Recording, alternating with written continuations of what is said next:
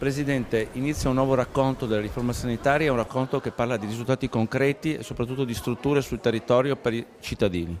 Sì, diventa visibile finalmente la riforma della sanità dopo aver lavorato per tanto tempo. Adesso sul territorio finalmente la sanità entra con i centri di assistenza primaria. Sono tre luoghi più importanti. I ringraziamenti vanno naturalmente ai medici di medicina generale, ai vertici dell'azienda sanitaria, a tutti coloro, gli operatori sanitari, gli infermieri, davvero tutti coloro che hanno accettato questa sfida e hanno organizzato diversamente sul territorio la sanità anche per adattarla ai nuovi bisogni dei nostri cittadini.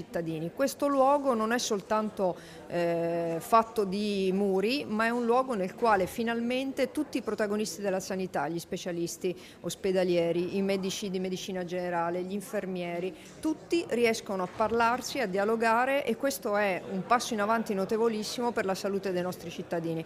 Per dirla in una battuta, non è più il cittadino che gira intorno alla sanità, ma è la sanità che deve girare intorno al nostro cittadino. Assessore Telesca, un luogo fisico dove il cittadino potrà entrare e trovare soluzione ai suoi problemi sanitari, soprattutto le fasce più deboli, quelli soggetti a malattie croniche. Sì, non solo un luogo fisico, un luogo dove all'interno si sta costruendo un modo diverso di curare le persone. Credo che questo sia l'elemento fondamentale. Al di là del luogo, qui oggi abbiamo visto come l'alta specialità dell'ospedale, il medico di famiglia, gli infermieri insieme possono collaborare per creare una risposta 12 ore al giorno, più la notte e la guardia medica, a tutte le problematiche del cittadino, da quelle più gravi a quelle magari anche più lievi, che però comunque hanno bisogno di una risposta.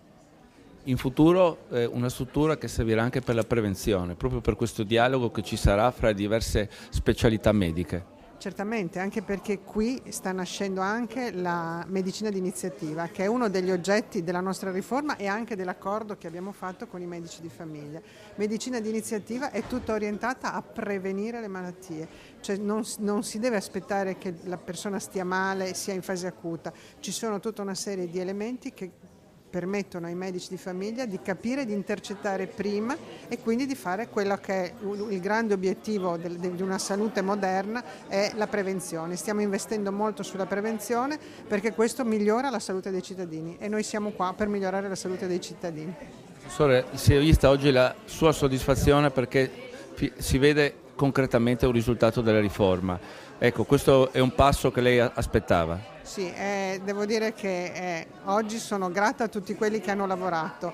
Anche noi abbiamo lavorato tanto e per avere questi risultati bisogna lavorare tanto e non sono immediati. Adesso stiamo raccogliendo i frutti di un lavoro che credo che questa sia la più grande soddisfazione per chi ha creduto in un progetto importante.